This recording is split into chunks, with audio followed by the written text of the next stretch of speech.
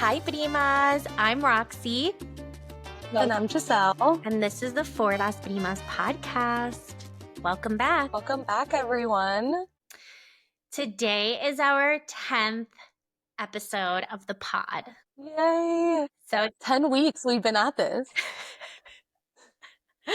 10 weeks of gabbing, of coming up with ideas, but I'm so excited that we're choosing our 10th episode to talk about health because you and I, Giselle, talk so much about health all the time that I think it'll be interesting to see where the conversation goes.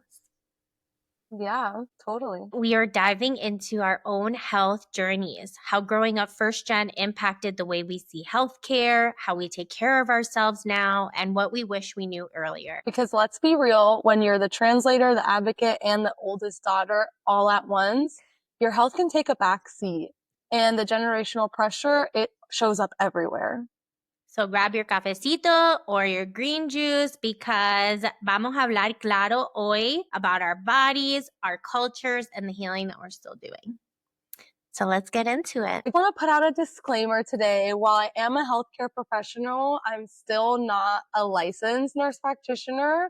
The things we're going to talk about today, they are my opinions and they don't take precedent over what your healthcare provider tells you. Yeah, but she's going to be a nurse practitioner so soon. Hopefully soon. Yeah, in 2 months or so.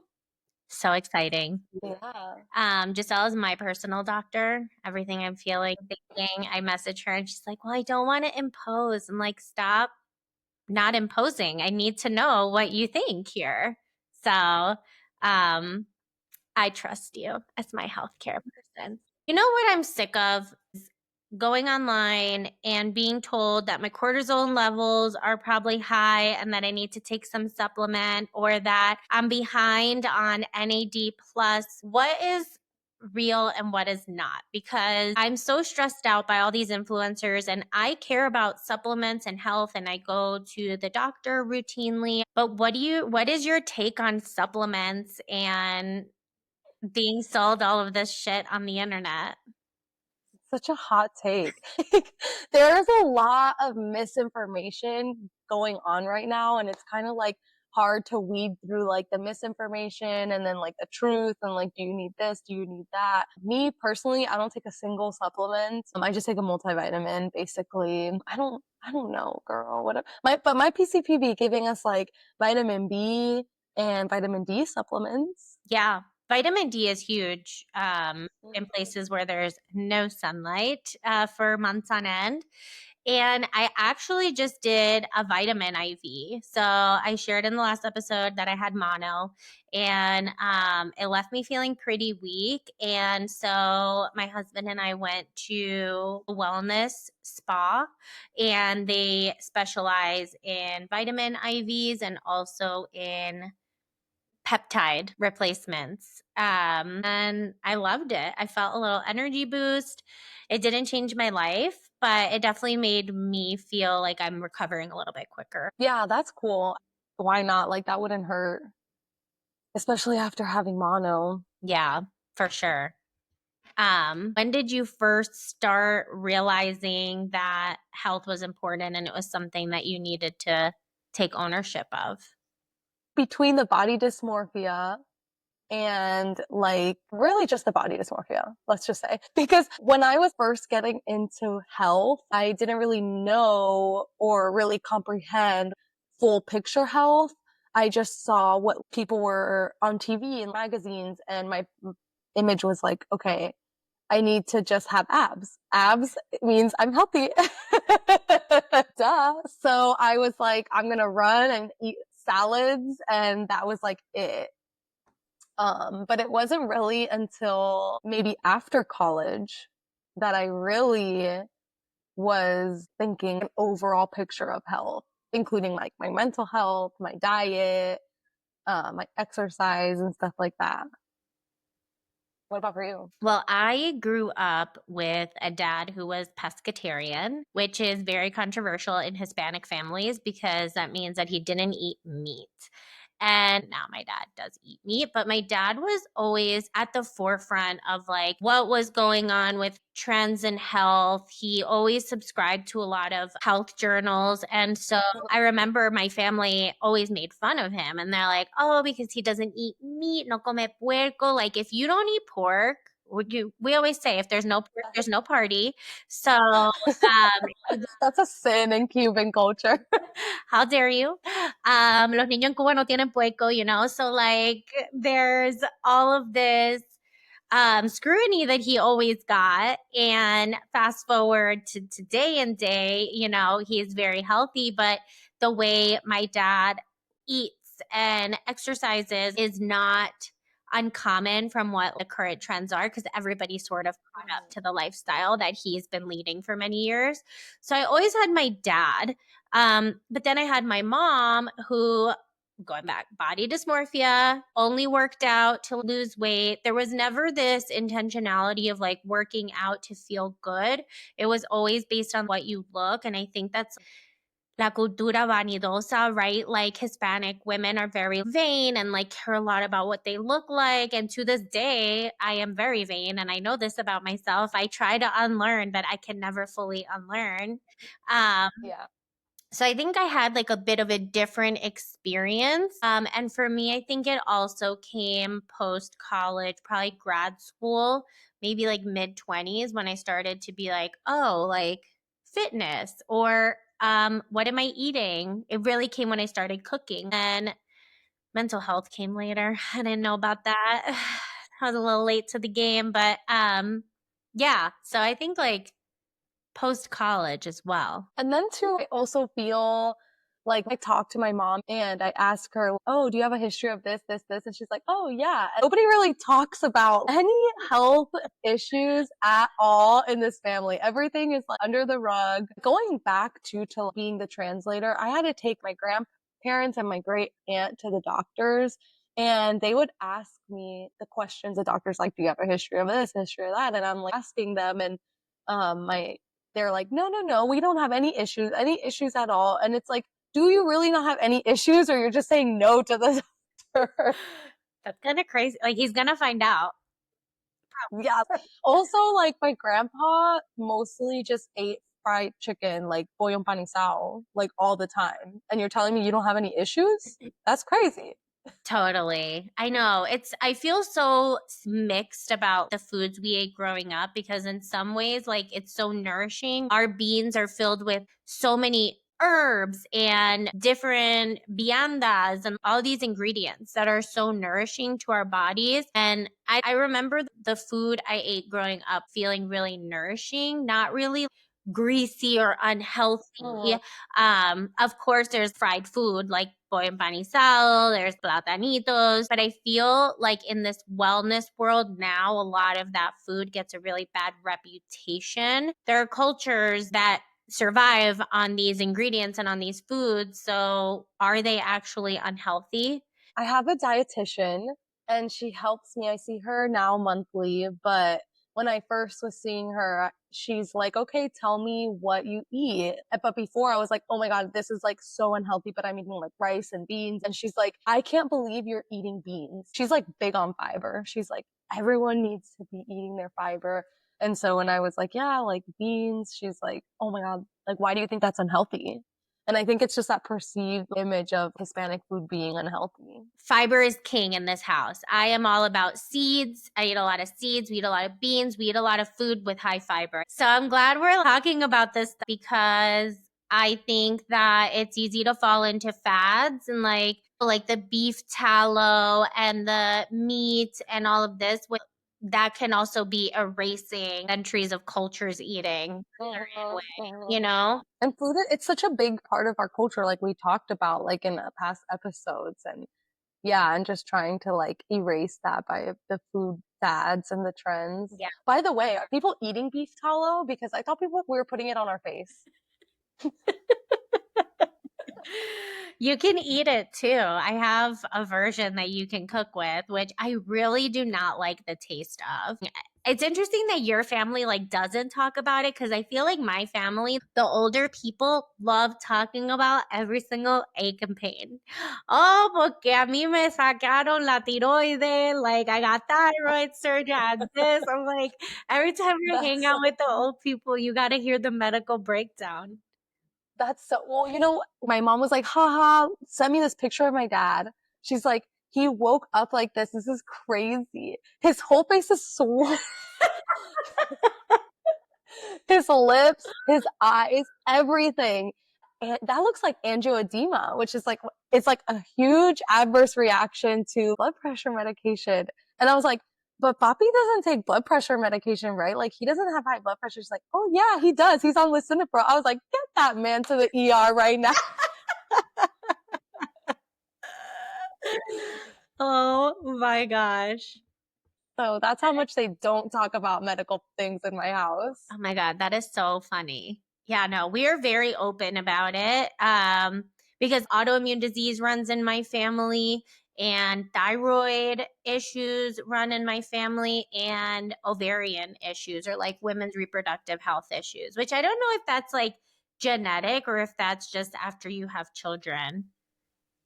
Both. Yeah. And that's a big thing. Like, my grandma had a hysterectomy because of fibroids. And I'm like, "Ah, that would be good to know." Um, can I just share an additional fad that stresses me Yeah. out that I do not buy into? To your point, there isn't a lot of research on like women's health, but the moment I saw people doing cold plunges on the internet, it just sent me. I'm like, I'm sorry, you're just throwing yourself in a bucket of ice water to Wait, it's not you because you were like, this is ridiculous or what? see. This is crazy. I don't know if it's like a Latina Caribbean girl self that's like, I don't like to be cold. I don't like to be in cold water. People are like, it's so good. It pumps you up. Hell to the no. I will be in a No, sauna before I'm gonna I feel plunge. 100%. I feel like it's a competition. Who can stay in this cold ass water for the longest amount of time? And I watch people go in there and they're not even, I'm like, ma'am, people will do anything No. but go to therapy. That's all I gotta say. That's all I gotta say. I mean, I heard it's good for your muscle recovery. I don't do it. I don't do cold plunges. I'm too chicken. I can't do it. Well, there's like this whole concept in Ayurvedic medicine, which I learned through yoga, that talks all about the importance of heat for women. Like, cold is not good and is not conducive to you're healing your system. And that stuck with me. And I'm not throwing myself in a cold plunge. You can't make me. Well, that's like Chinese medicine. A lot of them practice like the yin and yang and like certain diseases, illnesses, or ailments that they get. They're like, oh, that's a hot ailment, so we need to treat it with like hot things, or like that's a cold ailment, we need to treat it with cold things. Oh my God. Chinese medicine is just ahead. Hey, I'm looking for one. Me too, primas. Let us know. Get what you got. Actually, this whole episode is for you guys to just tell us where we can find. Oh my God. What were some of your favorite health tips from your abuela growing up? Did you ever, or you're like the elders in your family? I feel like we just use Vicks for everything. Classic. Viva Porru, baby. It's for everything. And the don't go to sleep with your hair wet. Because to this day, I will still wake up with a sore throat if I go to sleep with my hair wet. Yeah, it's very typical, abuela, to say if you go to sleep with your hair wet, you're going to wake up with a sore throat or sick. Never fails. Yeah. Always have a sore throat. Another one my grandma used to tell me, she hated watching me be barefoot for some reason. It was like a thing. Ponte los zapatos, ponte media, like put something on your feet. And she used to tell me, like, after I got my period, she'd be like, tú eres señorita, which they call you señorita when you get your period because you're like a young lady. And she would tell me, los ovarios se te van a congelar si caminas con los pies descalzos, which means your ovaries are going to freeze over if you walk barefoot on your period, which is the most outlandish thing I've ever heard in my life.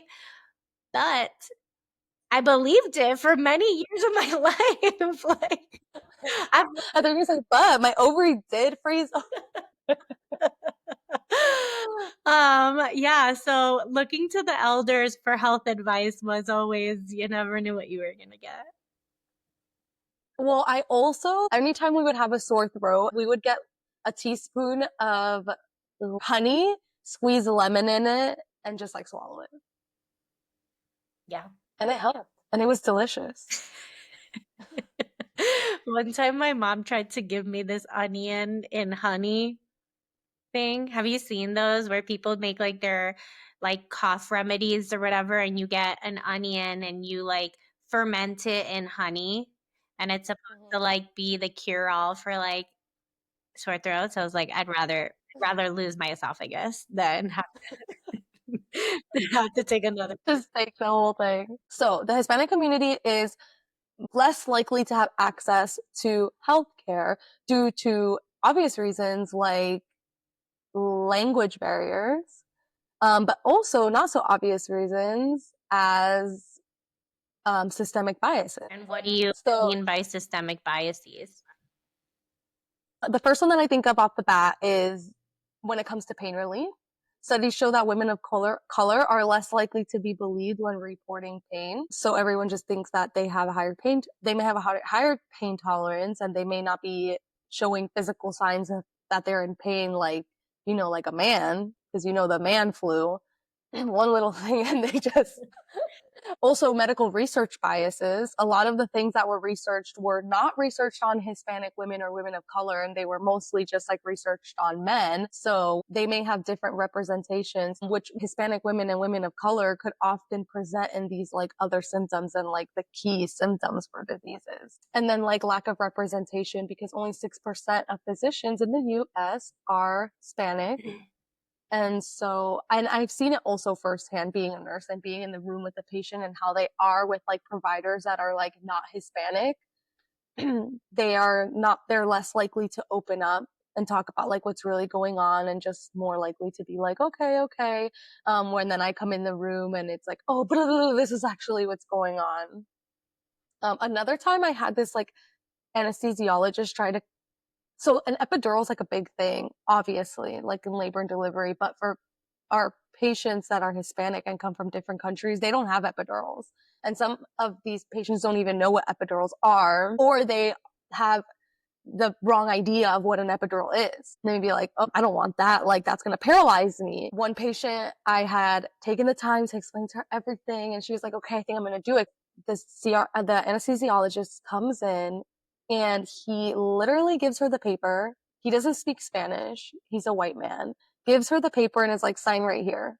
And I was like, oh, hell no. Because if it was a white woman or a woman that spoke English, you would never not consent them correctly. But I was like, get the interpreter and do this the right way. You go, girl. We need more healthcare providers advocating for women and for people who are coming from different backgrounds and nationalities, because that's not just Hispanic people. That's people like any person who's an immigrant, any Mm-hmm. person who, doesn't navigate the culture in the US fluently. Mm-hmm. Or they don't, it's like if they don't speak English at all, then it's a barrier for sure. I also believe that cold plunges were studied by men for men. I do not think that that is something that women should be doing with their bodies. I mean, who the hell am I? I don't know. But it's just my opinion. I think to your point, there's so many things that are like studied for men, and especially like white populations of men. It's like very specific, the type of people that medicine is created for or is like researched for. And that's also why I'm so curious about all these supplements. I'm like, well, who was the research done on for these supplements? Like, are these the right things?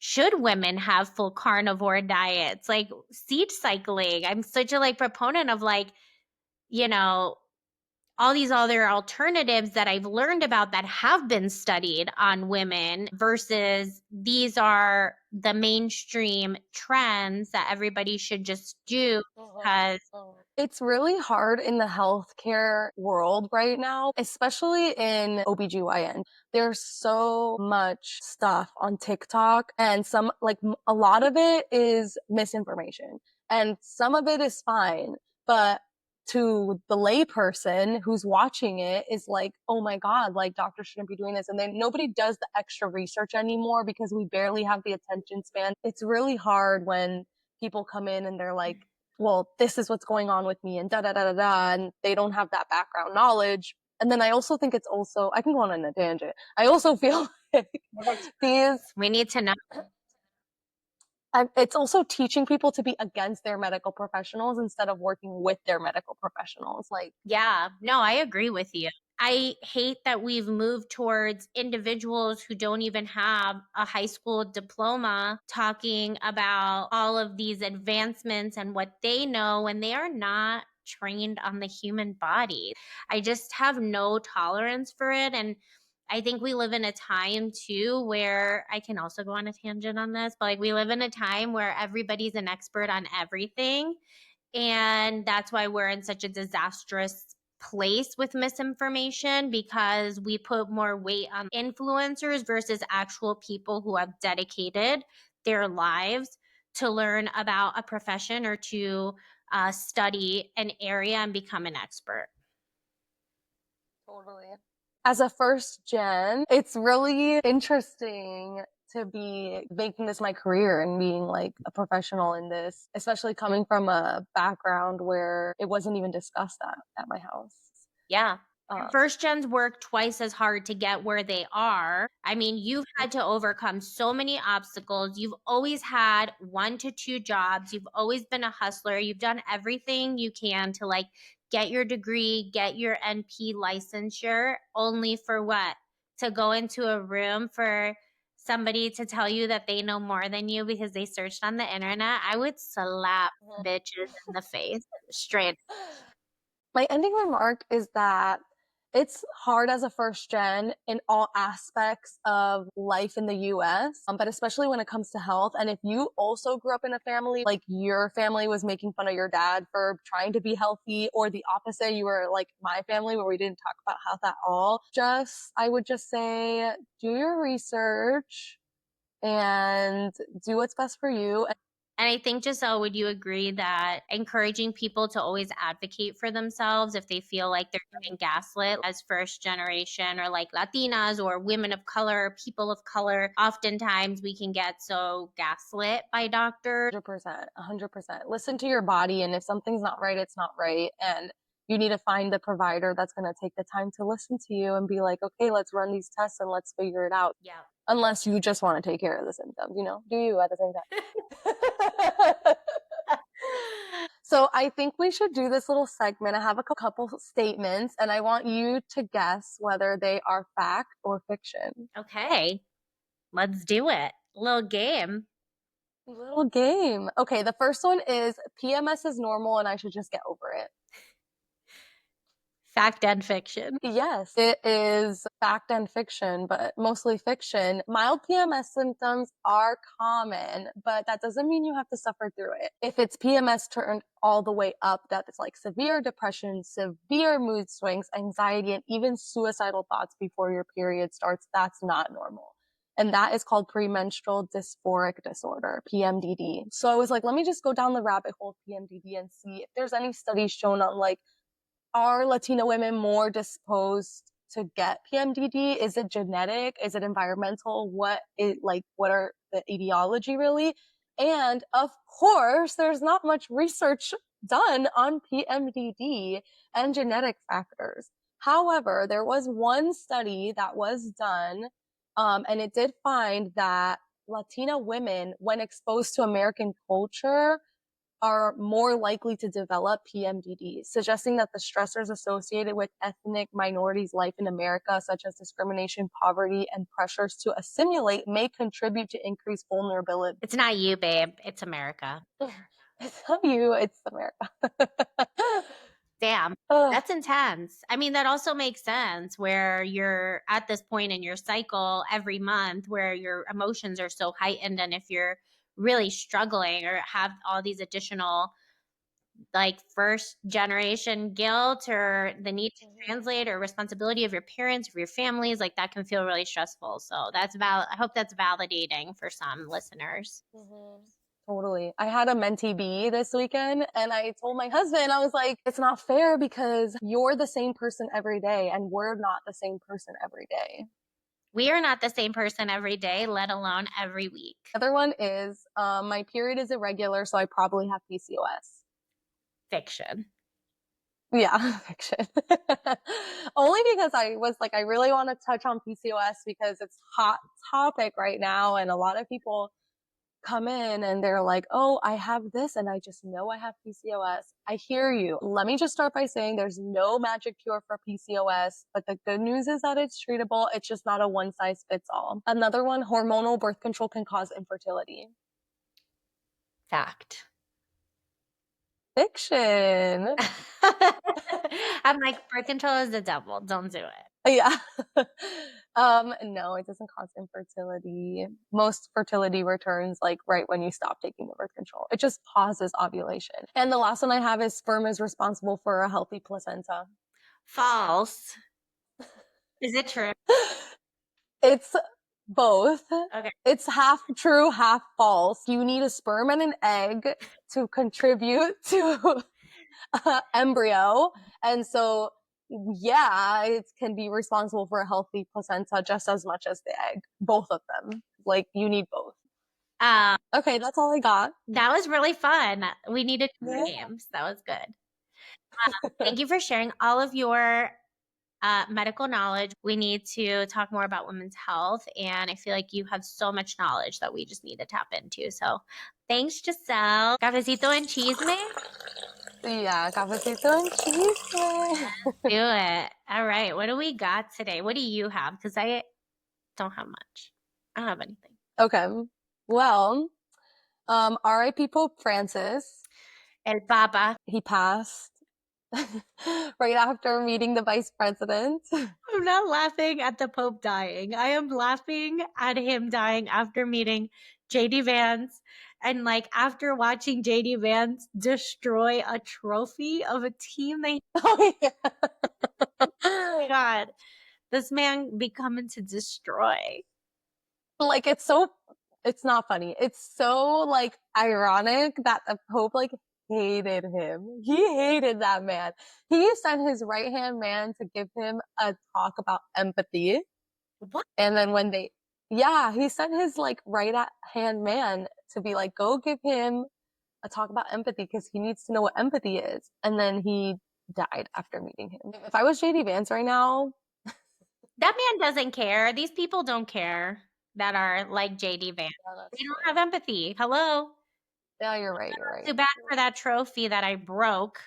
Oh, too bad for the Dude, Pope I met and died. Like that man, that's crazy. Like you, that man has an immigrant wife or a first generation wife that is a brown woman, and he's still out here with his he's still acting like that. and acting all like, The other piece of cheese I have is Carol G has a documentary that's coming out on May 8th on Netflix. Carol. She's a girl's girl for sure. I love her. I love her. And she posted these pictures on Instagram, like just like a carousel. And there was a rumor that she was pregnant for a while. And then in her picture, she posted this one picture of her like with her stomach like completely flat. And I think it was to be like, she's not pregnant. She's just so hot. I'm like, God damn, her body is what she's got the dream bod for sure. She does. That what? Did you go to her Mañana Será Bonito tour? It was so good. It was so good. I went too with my girlfriend Melly. Shout out to Melly. But it was so good. And actually, I'm going to her restaurant in Medellin next month. My husband and I are going to Medellin for a week. That is exciting. Yes. So I will report back on all the things. I was also going to talk about the fashion of Coachella this year. Have you been looking? No. It's very disappointing. Really? What's it like? Or maybe I just don't get it anymore. I feel like Coachella ran its course. I feel like Burning Man ran its course. I feel like Ultra ran its course. And we already know what people are going to dress like. So every year, you can't keep topping it. It's like at some point, it's just festival clothes and everybody does their own iteration of it. No? Yeah, but like Coachella used to be so like hipster and like just these hippie cool clothes like Vanessa Hudgens I used to think about. And this year people are just wearing like t-shirts and shorts, like very cash. Everyone's tired. Everyone's tired. I don't know if it's like Gen Z too, like They're casual. They're definitely more casual. Like Gen Z women wear sneakers to the bar. I'm wearing heels. I will die with my bunion that I earned through my 20s of dancing in heels until 5 a.m. proudly. Proudly. mm, What a great convo today. I feel like I have hours worth of content that I still want to talk about this topic. So we'll have to revisit it again. But thanks, G, for all of your knowledge that you brought to the table today. anytime. I always feel like I wish I had more to add to the conversation because we can talk forever, I think. Gift of Gab. Happy 10th episode, bestie. Yes, And happy 10th. all of our primas and primos listening, interact with us. Let us know what you think. We want to hear from you on topics that we should cover or things that you want to talk more about. If you aren't Latino or Latina, if there are things that you can relate to as first gen, maybe from another country or I don't know, maybe like another religion, even where it could feel like you're first gen, let us know. We want to hear from you. Yes, and thanks to anybody who's been listening for 10 straight weeks in a row. So excited. We're happy to have you here. Yes, we love you all. Thank you for the support, and we'll see you next time.